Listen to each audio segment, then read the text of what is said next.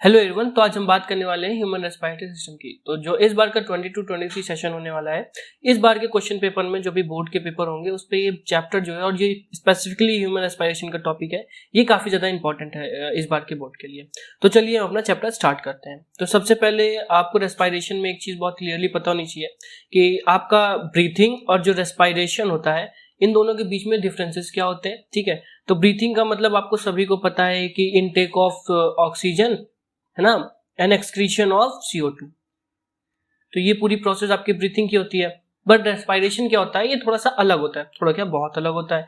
Respiration में क्या होता है, ये जो O2 आप इनहेल करते हो by the process of breathing, इसको बाद में हम यूटिलाइज करते हैं एनर्जी प्रोड्यूस करने के लिए। जो एनर्जी प्रोड्यूस होती है वो कितनी होती है, ये आपको बहुत अच्छे से पता होना चाहिए। वो होती है 38 ATP। ओके, तो सबसे पहले आपको पूरी जो प्रोसेस है रेस्पिरेशन की वो अच्छे से क्लियर होनी चाहिए। उसके बेसिस पे उसका जो पैसेज क्या होता है, उसका पाथवे क्या होता है, कैसे रेस्पिरेशन की प्रोसेस कहाँ से स्टार्ट होती है, कहाँ पे एंड होती है ना। तो चलिए हम इस टॉपिक के बेसिस पे स्टार्ट करते हैं। तो सबसे पहले हम बात करेंगे आपके नेसल पैसेज की।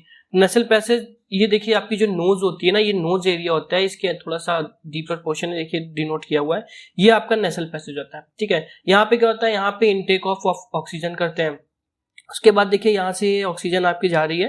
ठीक है, अब ये तो नसल पैसेज के बाद आपका आता है फेरेनिक्स। ठीक है, फेरेनिक्स के बाद आपका लैरिंक्स। देखिए इन सब जो ऑर्गन से या जो भी पार्ट आ रहा है बीच में, इन सब के बारे में डिटेल नॉलेज की कोई जरूरत नहीं है 10th में। इसके बारे में बस आपको पता होना चाहिए कि नसल पैसेज के बाद क्या आता है और उसके बाद पूरी जो चेन है वो आपको क्लियर होनी चाहिए। तो सबसे पहले आपका नसल पैसेज, उसके बाद है आपका फेरेनिक्स, उसके बाद लैरिंक्स। ठीक है, ये आपका होता है फेरेनिक्स और ये होता है आपका लैरिंक्स। ठीक है, और उसके बाद आपका ट्रैकिया। ट्रैकिया के बारे में एक इंपॉर्टेंट बात पता होनी चाहिए कि ये जो होता है ये रिंग ऑफ कार्टिलेज से कवर होता है। ठीक है, रिंग ऑफ कार्टिलेज क्या होती है, देखिए जो कार्टिलेज एक मसल होती है जिस मसल से आपका हार्ट बना होता है। ठीक है, तो ये बहुत स्ट्रांग होती है, जो एयर का जो O2 का फ्लो है ये ब्रेक ना हो, है ना, ये आपका ब्रेक ना हो और किसी भी तरह से इसमें रुकावट ना आए, इसके लिए ये होती है। ठीक है, ताकि जो पैसेज ट्रांसफर ऑफ एयर है वो अच्छे से हो सके। उसके बाद ये एयर अब आती है, देखिए O2 आ रहा है यहाँ पे। अब यहाँ पे देखिए दो पोर्शन आपको दिख रहे हैं, ब्रोंकाई। ठीक है, अब ये जो आपका ट्रैकिया आ रहा था ना, ये ट्रैकिया बाद में डिवाइड होगा। तो जैसे ही ट्रैकिया डिवाइड होता है तो उसे बोलते हैं ब्रोंकाई। देखिए ये पोर्शन दिख रहा है, let me just change the colour, yellow will be the right thing. अब क्या होगा, देखिए यहाँ ट्रैकिया के बाद ये ट्रांसफर, तो ट्रैकिया के बाद ये दो में डिवाइड होगा। ठीक है, एक ये डिवाइड हुआ और एक ये डिवाइड हुआ। तो ये दो पोर्शन में जो डिवाइड हुआ ना, इसे आप बोलते हैं ब्रोंकाई। ठीक है, HCH को ऑफकोर्स हम प्रोनाउंस करेंगे एज अ के वर्ड या स्काई की फॉर्म में, क्योंकि आई लगा हुआ है, तो इसे हम पढ़ेंगे ब्रोंकाई। ठीक है, ब्रोंकाई क्या होता है, ट्रैकिया होता है ना डिवाइड होता है। भाई लंग तो होते हैं दो, है ना, they are present in pair. तो एक जो आपके ट्रैकिया होता है वो एक तो जा नहीं सकता है पैसेज, है ना, एक ट्यूब तो सिंपल जाएगी नहीं, ये डिवाइड होती है, दो पार्ट में जाती है, ब्रोंकाई जिसे हम बोलते हैं। ठीक है, ये ब्रोंकाई एक लेफ्ट साइड जा रहा है, एक राइट साइड जा रहा है। नेक्स्ट क्या होता है, ये जो ब्रोंकाइज है ना, ये छोटे छोटे ब्रोंक्यूल्स में डिवाइड हो जाते हैं, है ना। ब्रोंक्यूल्स क्या होते हैं, अब ब्रोंक्यूल्स क्या होते हैं कि जो ब्रोंकाइज होती हैं, जो एक ट्यूब स्ट्रक्चर, एक मान लीजिए ऐसा एक ट्यूबुलर स्ट्रक्चर आ रहा है, ऊपर से चला रहा है ना। अब ये आपका ट्रैकिया है, ये ट्रैकिया जो है ये डिवाइड हो गया दो पार्ट में, एक हो गया आपका ये ट्रैकिया, ये हो गया आपके ब्रोंकाई। ठीक है, और ब्रोंकाई जब दो पार्ट में डिवाइड, अब ये फर्दर डिवाइड होंगे, है ना, लंग्स के अंदर जाकर के ये फर्दर डिवाइड होंगे, ताकि जो लंग्स के अंदर कई सारे लोब्स बने हुए हैं उन लोब्स में प्रॉपर्ली डिवाइड हो सके। और इनका जो एंड पोर्शन होता है ना, इसे आप बोलते हैं एल्वियोलर सैक। ठीक है, एल्वियोलर सैक के अंदर क्या होता है, कई सारी एल्वोलाइज होती हैं। ये देखिए ये जो स्ट्रक्चर दिख रहा है ना, ये डायग्रामेटिकल रिप्रेजेंटेशन जो आपको दिख रही है, ये पर्टिकुलर, इसे बोलते हैं एल्वियोलाई सैक। ठीक है, इसका काम क्या होता है, ओके, तो it is a balloon like structure. तो ये बलून लाइक स्ट्रक्चर क्या करता है, ये बलून लाइक स्ट्रक्चर आपका करता है कि ये स्वेल अप होता है। जैसे O2 अंदर आएगी ना, ऑक्सीजन इसके अंदर जाएगी, तो इसके अंदर क्या होगा, ये फूल जाएगा। बलून लाइक स्ट्रक्चर होता है ना, तो ये जैसे क्या होता है, ऐसे बलून लाइक स्ट्रक्चर में फूल जाता है। अब ये जब स्वेल अप होगा ना, तो इसके आसपास या ऊपर की लेयर में कई सारे ऐसे कैपिलरीज होती हैं। कैपिलरीज तो आपको पता होंगी ना भाई, कैपिलरीज क्या होती है, कैपिलरीज जो ब्लड वेसल्स होती हैं, तो उन ब्लड वेसल का जो थिनेस्ट पोर्शन होता है ना, उसे कैपिलरीज कहते हैं। तो यहाँ पे ऐसे कई सारी ब्लड वेसल्स होती हैं, कुछ जो होती हैं CO2 वाला ब्लड कैरी कर रही है ना, और कुछ होती हैं जो कि O2 वाला ब्लड कैरी कर रही हैं। अब O2 वाला ब्लड कहाँ से आया, O2 वाला ब्लड तो सिंपली है ना कि जो आपने इनहेल किया था ऑक्सीजन, वो इनहेल्ड ऑक्सीजन इन एल्वोलाइज में जाएगी, और यहाँ पे क्या होगा, एक्सचेंज ऑफ गैसेस। यहाँ पे O2 जो आपने इनहेल किया है वो ब्लड वेसल कैपिलरीज के थ्रू ब्लड वेसल में मिलेगा, और जो CO2 आपने पूरी बॉडी में जो कन्वर्ट किया है, O2 को ब्रेक डाउन करके CO2 बनाया है आपने, जो अभी आगे हम पढ़ेंगे अभी, तो वो जाएगा यहाँ पे ट्रांसफर होगा CO2। ठीक है, CO2 क्या होगा, फिर से वापस से इसी प्रोसेस के थ्रू आपके एल्वोलाइज पे जाएगा, एल्वोलाइज से होकर के ये ट्रांसफर होगा यहाँ पे, है ना, एल्वोलाइज सैक, एल्वोलाइज सैक के बाद ये आता है ब्रोंकियोल्स, ब्रोंकियोल से ब्रोंकाई, फिर ब्रोंकाई से फिर आपका ट्रैकिया, ट्रैकिया के थ्रू लैरिंक्स, फेरिंक्स और फिर नेसल पैसेज के थ्रू ये थ्रू आउट हो जाएगा। ठीक है, तो ये पूरी होती है जिसमें आपका O2 था वो कन्वर्ट हो गया CO2 में।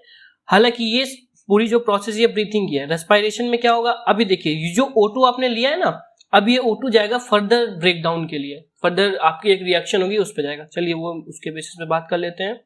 तो अब यहाँ पे हम इसी के बेसिस पे बात करेंगे। अब देखिए यहाँ पे क्या है, movement of oxygen and carbon dioxide in and out of the respiration. तो यहाँ पे ऑक्सीजन जो है उसका और जो कार्बन डाइऑक्साइड है उसका जो ट्रांसफर हो रहा है, एक्सचेंज ऑफ गैसेज हो रहा है, वो कैसे हो रहा है।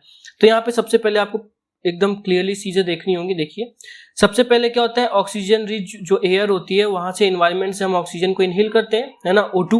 O2 कहाँ जाती है, O2 आपकी नसल कैविटी में जाती है, जैसा कि हमने देखा था। नसल कैविटी से कहाँ जाता है, ये जाता है फेरिंक्स में, फेरिंक्स के बाद ये जाता है लैरिंक्स। यहाँ पे लैरिंक्स जैसे मेंशन नहीं है, आप यहाँ पे लैरिंक्स मेंशन कर लीजिएगा। लैरिंक्स होगा, फेरिंक्स, लैरिंक्स, ये तो काफी मतलब सेम सिमिलर साउंड करते हैं, तो आपको लर्न करने में प्रॉब्लम नहीं होगी।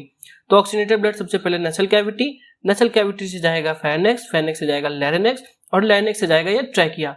ट्रैकिया के बारे में आपको अच्छे से याद होना चाहिए, कार्टिलेजियस मसल्स होती हैं या फिर कार्टिलेजियस रिंग्स होती हैं जो इसे कवर करती हैं। ठीक है, उसके बाद ट्रैकिया के बाद ये ब्रोंकाई, ब्रोंकाई के बाद ये जाता है ब्रोंक्यूल्स, ब्रोंक्यूल्स के बाद एल्वोलाई, है ना। एल्वोलाइज क्या होती है, एल्वोलाई आपका बबल लाइक स्ट्रक्चर होती है या बलून लाइक स्ट्रक्चर। ये क्या करती है, ऑक्सीजनेटेड ब्लड और डीऑक्सीजनेटेड ब्लड को ट्रांसफर करती है, क्योंकि यहाँ पे क्या होती है, इसको कवर करने वाली कई सारी कैपिलरीज होती हैं।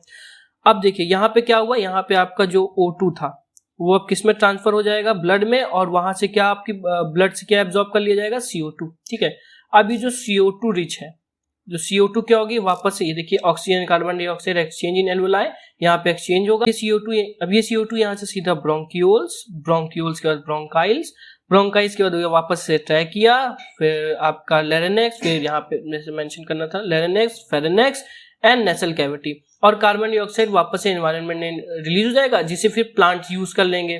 ठीक है, अब प्लांट यूज करके फिर उसे किस में कन्वर्ट, प्लांट क्या करेंगे, इस प्लांट जिसको कन्वर्ट कर देंगे फिर से आपका O2 में। ठीक है, ये तो हो गया आपकी रेस्पिरेशन की पूरी जो चेन होती है या फिर पूरा जो स्ट्रक्चर होता है। अब हम बात करेंगे कि जो ऑक्सीजन की रियल रेस्पिरेशन कैसे होती है, मतलब रेस्पिरेशन का पूरा एंड प्रोडक्ट क्या होगा। तो देखिए भाई, ऑक्सीजन या रेस्पिरेशन का मतलब क्या होता है कि आपको एनर्जी देना, और कितनी एनर्जी मिलती है तो ये तो आपको सबको पता है, अच्छे से याद कर लेना इस वर्ड को, ये बहुत इंपॉर्टेंट हो सकता है, ATP। ठीक है, आप ATP के बेसिस में ATP हमें कैसे मिलेगी, यहाँ पे देखिए, यहाँ पे होता है ग्लूकोज। ठीक है, ये ग्लूकोज कहाँ से मिलता है, तो ग्लूकोज आपको मिलता है कैसे, आप जो न्यूट्रिशन की प्रोसेस के थ्रू आप डिफरेंट फूड सब्सटेंस खाते हो, है ना, इंटेस्टाइन में सब एब्जॉर्ब होता है, ब्लड में मिलता है और हर एक सेल के पास आता है।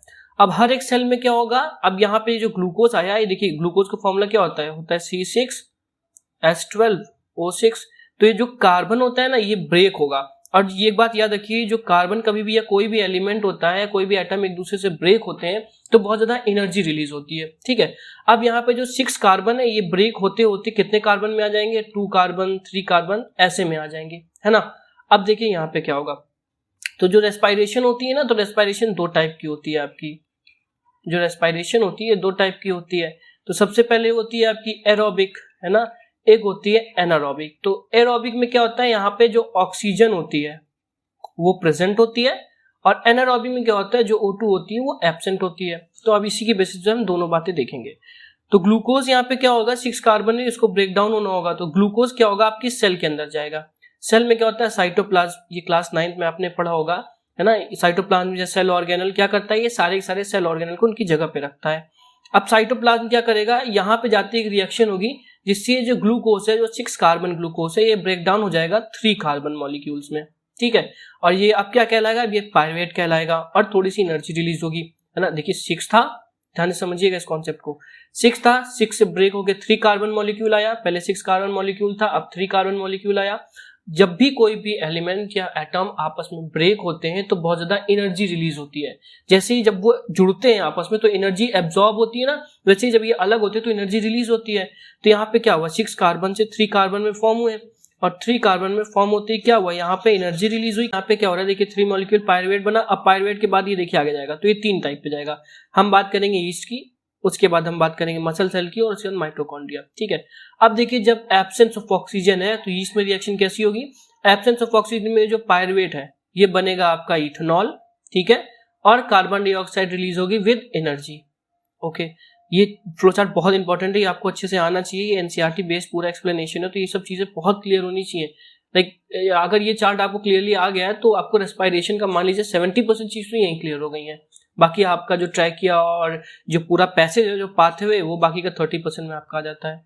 अब आगे देखते हैं यहाँ पे, देखिए यहाँ पे लैक ऑफ ऑक्सीजन। अब जैसे ह्यूमन बींग्स के अंदर हमारी बॉडी में भी रेस्पिरेशन होती है, बात करेंगे तो ह्यूमन बींग में रेस्पिरेशन होती है तो 2 टाइप की रेस्पिरेशन होती है। ठीक है, एक होती है आपकी जिसमें ऑक्सीजन प्रेजेंट होती है, जिसे बोलते हैं आप एरोबिक रेस्पिरेशन।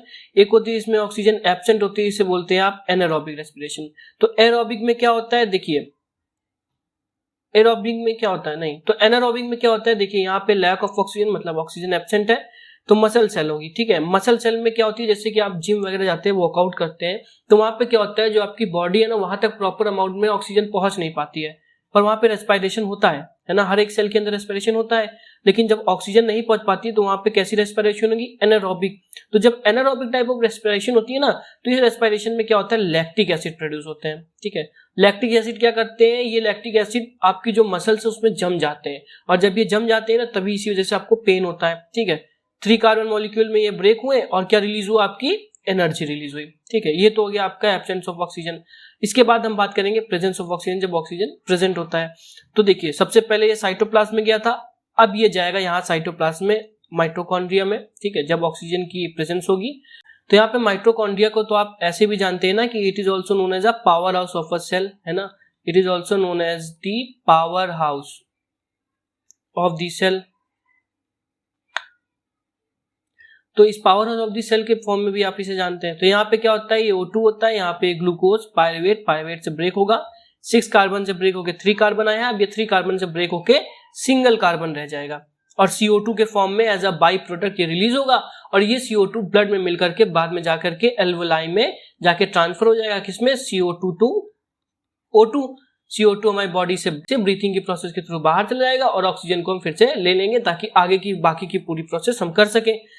थोड़ा सा वाटर भी रिलीज होगा और साथ ही साथ हमें एनर्जी भी मिलेगी। तो ये था आपका रेस्पिरेशन का पूरा टॉपिक। अगर इसमें आपको कोई डाउट है तो आप प्लीज इसे कमेंट सेक्शन में छोड़ सकते हैं।